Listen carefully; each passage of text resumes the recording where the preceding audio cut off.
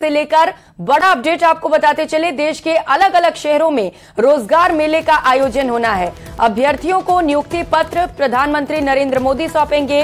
कुल 51,000 नवनियुक्त अभ्यर्थियों को नियुक्ति पत्र सौंपा जाएगा। पीएम मोदी वीडियो कॉन्फ्रेंसिंग के जरिए नियुक्ति पत्र सौंपेंगे। जयपुर में आयोजित रोजगार मेले में गजेंद्र सिंह शेखावत शामिल होने वाले हैं। तो केंद्रीय जल शक्ति मंत्री गजेंद्र सिंह शेखावत जयपुर में मौजूद रहेंगे, जहां पर रोजगार मेले का आयोजन होना है। देश के अलग अलग हिस्सों में इस मेले का आयोजन होना है। मकसद सिर्फ एक है कि ज्यादा से ज्यादा युवाओं को रोजगार मिल सके, क्योंकि बेरोजगारी इन दिनों काफी ज्यादा तेजी से बढ़ रही है और इसी को देखते हुए रोजगार मेले का आयोजन केंद्र सरकार की ओर से कराया जा रहा है। इस मेले के आयोजन को लेकर खास तैयारियां कर ली गई हैं और प्रधानमंत्री नरेंद्र मोदी 51,000 नवनियुक्त अभ्यर्थियों को नियुक्ति पत्र सौंपेंगे। तो पीएम मोदी वीडियो कॉन्फ्रेंसिंग के जरिए ये नियुक्ति पत्र सौंपने वाले हैं। युवाओं में से लेकर जबरदस्त उत्साह देखने को मिलता है।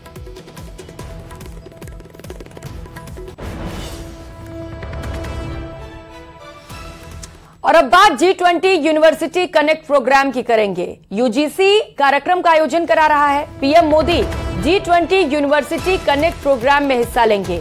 देश भर के लाखों छात्र एक दूसरे से कनेक्ट होंगे, यानी कि कनेक्टिविटी बढ़ाने के लिए इस प्रोग्राम का आयोजन किया गया है, जहां पर देश भर के लाखों छात्र एक दूसरे से जुड़ेंगे। 24 दिसंबर को मन की बात कार्यक्रम में ये बड़ी घोषणा प्रधानमंत्री की ओर से कर दी गई थी। IIT, IIM और NIT जैसे संस्थान भी इस कार्यक्रम में हिस्सा लेंगे। तो जो स्टूडेंट्स हैं वो एक दूसरे से जुड़ सके, एक दूसरे को समझ सके, किस तरीके से देश को आगे बढ़ाना है, इन तमाम मुद्दों पर एक दूसरे के साथ चर्चा कर सके। जो देश का भविष्य है वो देश के विकास में कैसे हिस्सेदारी ले सकते हैं, इसी को देखते हुए इस कार्यक्रम का आयोजन किया जा रहा है। यूजीसी इस कार्यक्रम को मैनेज करा रहा है और इसका आयोजन यूजीसी की ओर से किया जा रहा है। और खबरों में आगे बढ़ेंगे। सोमवार को जोधपुर पहुंचे मुख्यमंत्री अशोक गहलोत ने जन घोषणा पत्र में किए गए वादों को पूरा करने के आधार पर चुनावी समर में जीत का दावा किया है। सीएम ने पीएम मोदी से सोशल सिक्योरिटी पर कानून लाने की भी मांग कर दी। ये रिपोर्ट देखिए। जन घोषणा पत्र बना शासन का आधार, विकास को मिली रफ्तार तो रैंकिंग में हुआ सुधार। ये पहली बार आजादी के बाद में राजस्थान जो है पूरे देश के अंदर केंद्र सरकार में भी और राज्यों में भी चर्चा में आया है, चर्चा में आ गया है। इवन ओपीएस जो है उसमें भी राष्ट्रीय बहस शुरू हो गई है। हमारी हर योजनाओं का चर्चा राजस्थान में नहीं, राजस्थान के बाहर हर राज्य में होती है। वहाँ की सरकारें मैनिफेस्टो में लिख रही है, अपने वादे कर रही है वहाँ की पब्लिक से। अगली बार रिपीट होगी कांग्रेस सरकार। साल के आखिर में होने वाले विधानसभा चुनाव को लेकर तैयारियां रफ्तार पकड़ चुकी हैं। एक ओर जहां बीजेपी सत्ता में वापसी की पुरजोर कोशिश कर रही है, वहीं कांग्रेस भी इस प्रयास में जुटी है कि राज्य की सत्ता हाथ से चली न जाए। इसे लेकर मुख्यमंत्री अशोक गहलोत ने एक बार फिर सोशल सिक्योरिटी कानून बनाने की अपनी मांग दोहराई है। 3 लाख नौकरी लगा रहे हैं बच्चों की। हिंदुस्तान में कई चीज आदमी को शायद नहीं लग रही होगी, हम लगा रहे हैं। पेंशन हम दे रहे हैं और पीएम से मांग कर रहे हैं कि आप पूरे देश में राइट टू सोशल सिक्योरिटी लागू करो हर परिवार के लिए। ये मेरा मानना है। सीएम गहलोत ने कहा कि अभी राजस्थान सरकार प्रदेश के अंदर 1 करोड़ लोगों को पेंशन दे रही है, जिसके तहत बुजुर्गों, विधवाओं, एकल नारी और निःशक्त जनों को पेंशन दी जाती है। ये ओला, उबर, जोमेटो, अमेजोन, इनमें सेवाएं करने वाले लोग हैं, इनसिक्योर होते हैं। हमने कानून बनाया उन लोगों के लिए, तो लिखा उसने ऐसा कानून दुनिया के मुल्कों में बनना चाहिए, जैसे राजस्थान सरकार ने बनाया। दुनिया के मुल्कों में बनना चाहिए और देश के अंदर सब जगह बनने चाहिए।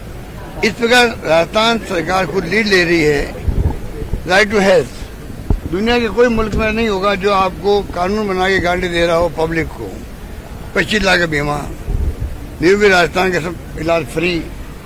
तो जो फैसले मैंने किए, दुर्घटना बीमा, तो एक के बाद एक जो फैसले हो रहे हैं, तमाम फैसले इतने बड़े जो हर गांव को और गांव के हर परिवार को किसी किसी रूप में छू रहा है।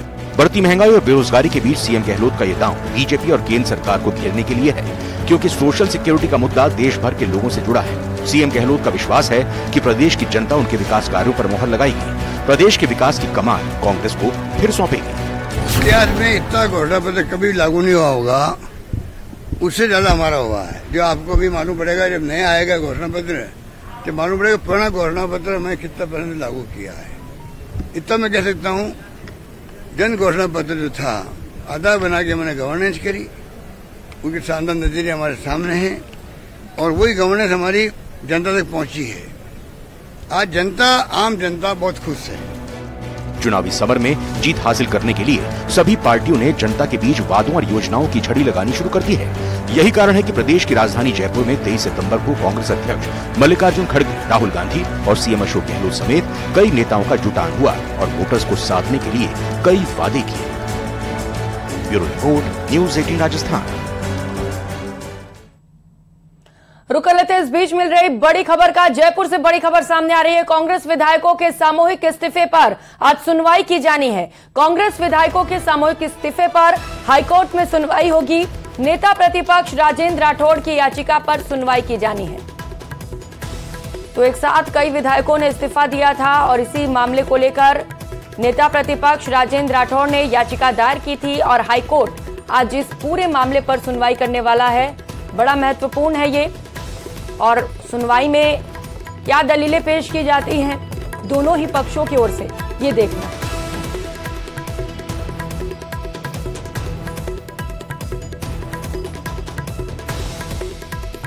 तो इस वक्त की बड़ी खबर आपको बता रहे हैं जयपुर से। कांग्रेस विधायकों के सामूहिक इस्तीफे के मामले से जुड़ी इस वक्त की सबसे बड़ी खबर आपको बता रहे हैं। आज सामूहिक इस्तीफे के मामले पर सुनवाई की जानी है। कांग्रेस विधायकों ने एक साथ इस्तीफा दिया था और इसी को लेकर नेता प्रतिपक्ष राजेंद्र राठौड़ की ओर से याचिका लगाई गई थी, जिस पर आज हाईकोर्ट सुनवाई करेगा। जयपुर से एक और बड़ी खबर सामने आ रही है। रोडवेज कर्मचारी आज प्रदर्शन करेंगे। रोडवेज मुख्यालय पर यह प्रदर्शन होगा। वेतन, पेंशन और सेवानिवृत्ति परिलाभों के भुगतान के लिए प्रदर्शन किया जाना है। तो रोडवेज कर्मचारियों की ओर से आज प्रदर्शन किया जाना है। सामूहिक रूप से ये प्रदर्शन करेंगे, सड़कों पर उतरेंगे अपनी मांगों को लेकर। लंबे वक्त से अपनी मांगों को लेकर लगातार रोडवेज कर्मचारी मुखर हैं। इनकी ओर से जो मांगे की जा रही है वो भी आपको बताते चले। वेतन की मांग इनकी ओर से की जा रही थी। इनका कहना है कि जो अटके हुए वेतन है उनका जल्द से जल्द भुगतान हो सके। पेंशन की भी मांग इनकी ओर से की जा रही है और साथ ही साथ सेवानिवृत्ति परिलाभों के भुगतान के लिए भी आज प्रदर्शन किया जाना है। तो आज यात्रियों को भी फजीहत हो सकती है। जो लोग रोडवेज बस से सफर करना चाहते हैं उन्हें दिक्कतों का सामना करना हो सकता है, क्योंकि आज रोडवेज कर्मचारियों की ओर से प्रदर्शन किया जाना है। तो वहीं जयपुर में फर्जी दस्तावेजों के जरिए टेंडर हासिल करने का एक और मामला सामने आया। आरोप है कि जलदाय विभाग के अधिकारियों ने ठेकेदारों की मिलीभगत से फर्जी कागजात के सहारे मैसर्स मांगेलाल बिश्नोई की कंपनी को करोड़ों रुपए के टेंडर जारी किए, जिसका खुलासा जांच के दौरान हुआ। हालांकि इस पूरे मामले पर जल विभाग के अधिकारी कुछ भी बोलने को तैयार नहीं है। अजमेर अतिरिक्त मुख्य अभियंता द्वारा की गई जांच ये सबूत चीख चीख कर कह रहे हैं कि जयपुर के जलदाय विभाग के टेंडर देने के नाम पर एक और करोड़ों रुपए का घोटाला हुआ है। टेंडर देने में जो फर्जीवाड़ा हुआ उसकी जांच भीलवाड़ा परिवहन कार्यालय के जरिए कराई गई, जिसमें कंपनी के फर्जीवाड़े का भांडा फूट गया। आरोप है कि मांगीलाल बिश्नोई कंपनी फर्जी दस्तावेजों के जरिए पिछले 9 साल टेंडर हासिल कर रही थी। हैरानी की बात तो यह है कि जिन मशीनों के कागज लगाकर टेंडर हासिल किए गए वो 14 साल पहले ही बंद हो चुकी थी। हालांकि इस मामले में आरोपी अधिकारी कार्रवाई करने के बजाय अनजान बने हुए हैं। तो एक्शन के लिए हमने जांच बैठा देंगे उसकी।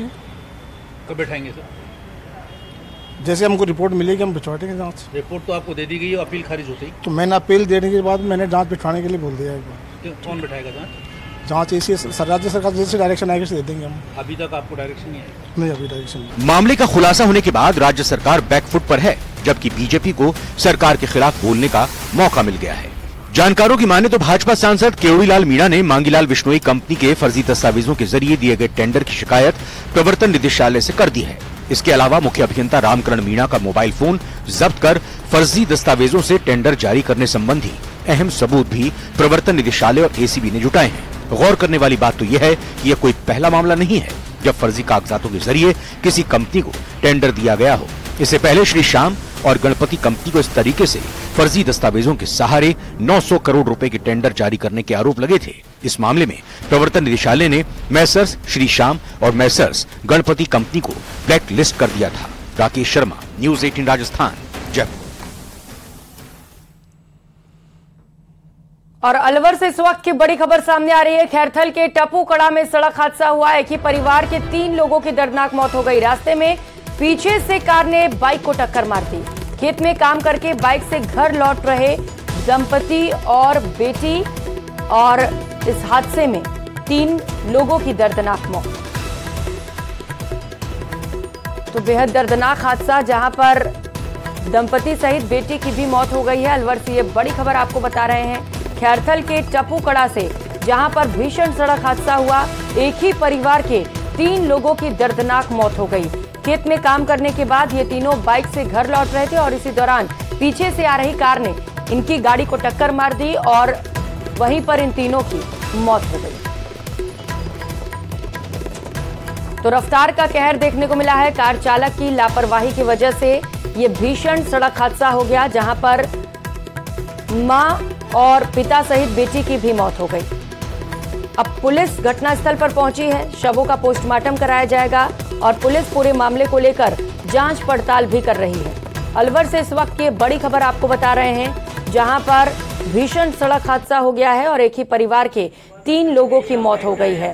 हादसे के बाद से पूरे गांव में मातम पसरा हुआ है, क्योंकि एक ही परिवार के 3 लोगों की मौत हुई है और पूरे परिवार का रो रो कर बुरा हाल है। तो फिलहाल शव को मोर्चरी में रखवाया गया है। सबसे पहले शव का पोस्टमार्टम कराया जाना, उसके बाद शव परिजनों को सुपुर्द किया जाना है।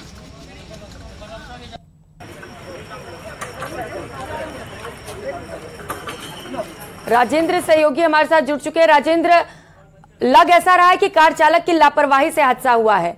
क्या गिरफ्तारी कर ली गई है या फरार हो गया है वो?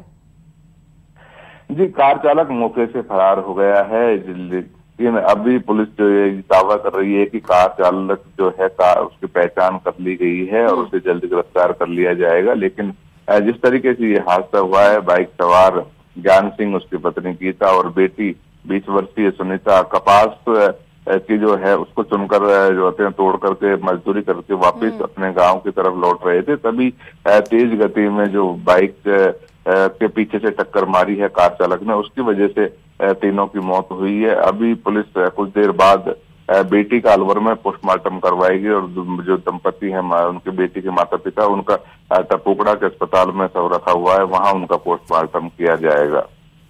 राजेंद्र, घर में कोई और भी है क्या? क्योंकि एक बेटी की तो मौत हो गई, और भी बच्चे थे क्या इनके?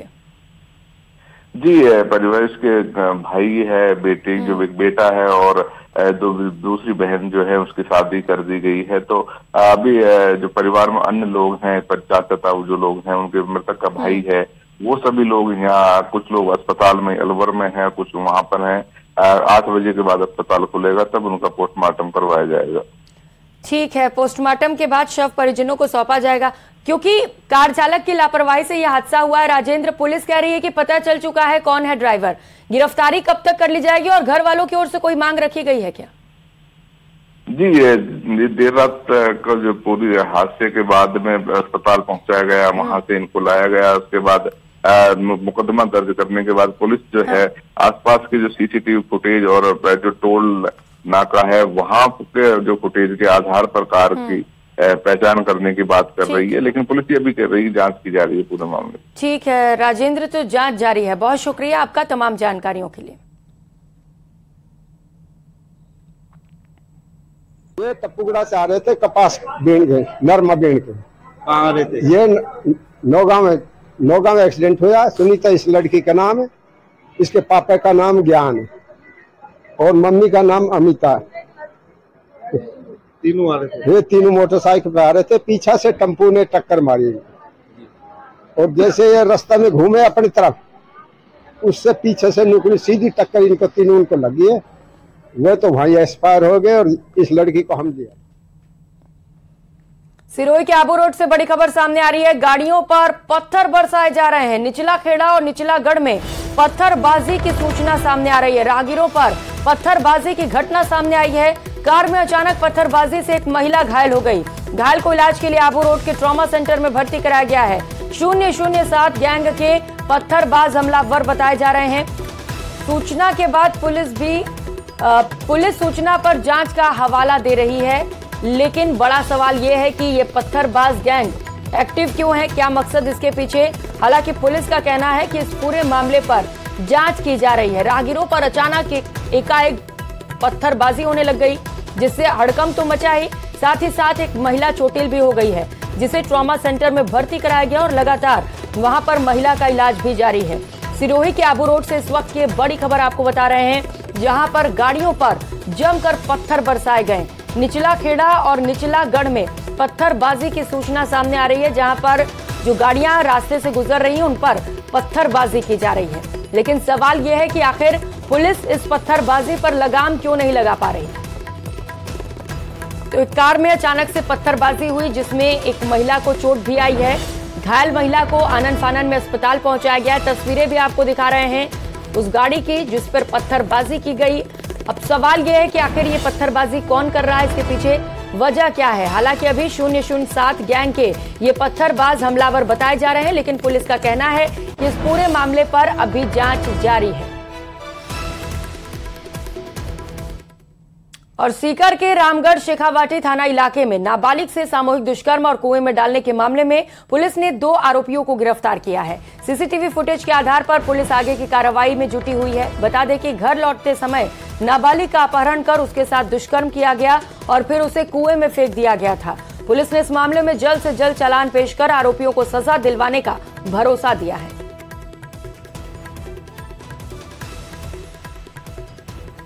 एक दुर्भाग्यपूर्ण घटना है और उस घटना में जो भी आरोपी संलिप्त थे उन तीनों को ही, इन 2 को निरुद्ध कर लिया गया, एक को गिरफ्तार कर लिया गया और आगे नियमानुसार कार्रवाई शीघ्र उसमें चालान पेश किया जाएगा।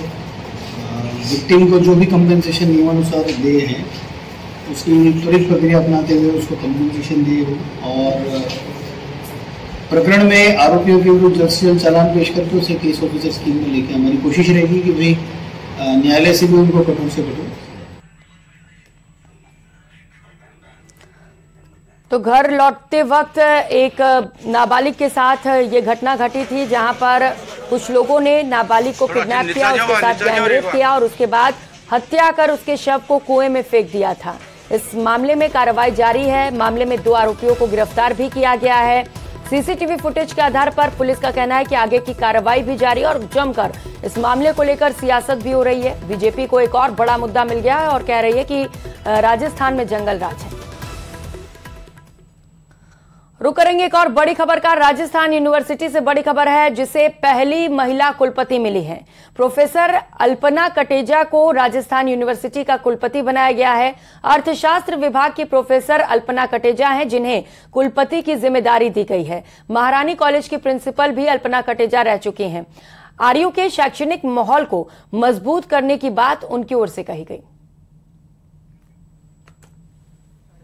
सबसे पहले तो ये मेरे लिए बहुत ही सम्मान का विषय है कि मुझे ये जिम्मेदारी दी गई है। साथ ही मैं इसमें ये कितनी बड़ी चुनौती है और इसमें मुझे कितना काम करना है, किस तरीके का ये दायित्व है, इससे मैं पूरी तरीके से वाकिफ हूँ।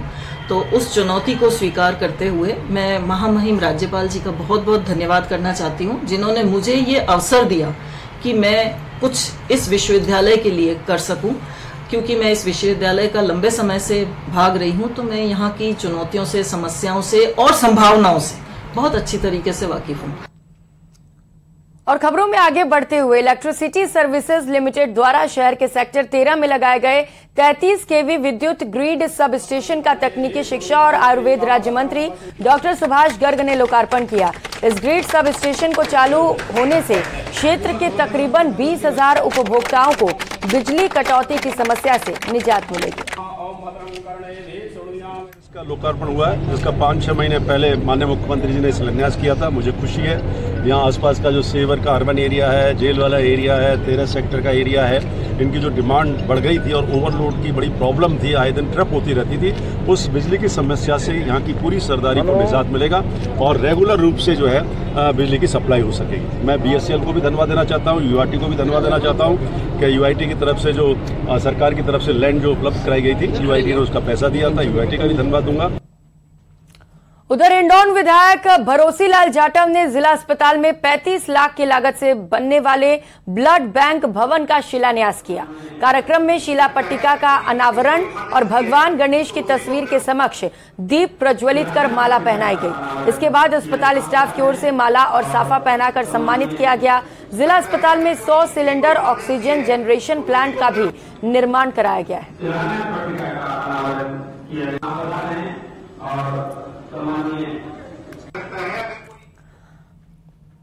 और राजस्थान में इस बार मानसून जमकर बरसा, जिसका नतीजा ये रहा कि प्रदेश के बांध पानी से लबालब भर गए। लेकिन करौली जिले में मानसून आने के बाद भी कई बांधों में तय लिमिट से कम पानी है, जिसकी वजह अतिक्रमण को माना जा रहा है। दरअसल अतिक्रमण के चलते बांधों पर अवरोध लगे हुए हैं, जिसकी वजह से बरसात का पानी बांधों तक नहीं पहुंच पाया। जानकारी के अनुसार करौली जिले में जल संसाधन विभाग के अधीन कुल 13 बांध हैं, जिनमें से महज 3 बांध ही इस बार लबालब भर पाए। लेकिन 9 बांधों में अब भी पानी की कमी है, जबकि इनमें से 4 बांध ऐसे भी हैं जो सूखने की कगार पर हैं। हैरानी की बात तो यह है कि ऐसा तब है जब जिले में अब तक से पिछले बार की अगर तुलना करें तो साल के मुकाबले सबसे ज्यादा बारिश दर्ज की गई है।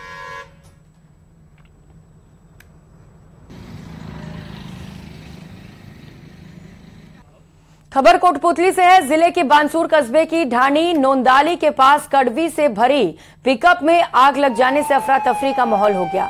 पिकअप गाड़ी में ऊपर तक कड़वी भरी थी, तभी रास्ते में हाईटेंशन विद्युत लाइन के टच हो जाने पर अचानक कड़वी में आग लग गई। वहीं पिकअप ड्राइवर ने नीचे कूदकर अपनी जान बचाई। सूचना के बाद बानसूर नगर पालिका दमकल गाड़ी मौके पर पहुंची और आग पर काबू पाया गया। बड़ी संख्या में ग्रामीण भी मौके पर इकट्ठा हो गए। पुलिस भी मौके पर पहुंची और घटना की जानकारी ली गई।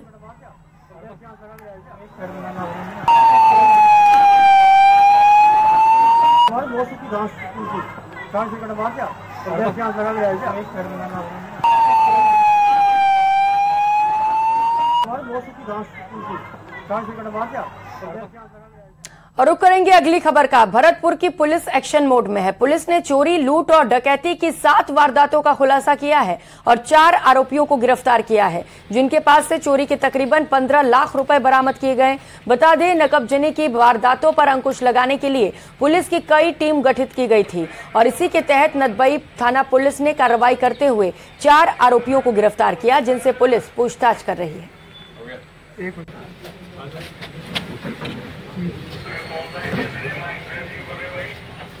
रुक करेंगे बड़ी खबर का। श्रीगंगानगर से बड़ी खबर सामने आ रही है, जहां पर बॉर्डर एरिया में ड्रोन और 15 कारतूस मिले हैं।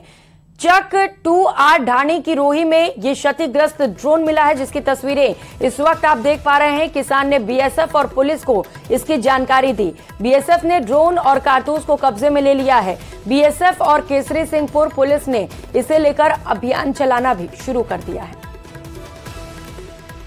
तो ये तस्वीर आप देख पा रहे हैं क्षतिग्रस्त ड्रोन की, और इसके साथ साथ कारतूस भी मिले हैं। हालांकि किसान ने सूझबूझ का परिचय देते हुए तुरंत BSF और पुलिस को इसकी जानकारी दी थी, जिसके बाद BSF के जवान यहां पर पहुंचे। पूरे मामले को लेकर छानबीन की गई और जांच पड़ताल भी तेज कर दी गई है। अब इस मामले को लेकर अभियान भी चलाया जा रहा है। जिस तरीके से लगातार दुश्मन मुल्क से ड्रोन देश में आ रहे हैं, इसे लेकर गहनता से जांच की जा रही है।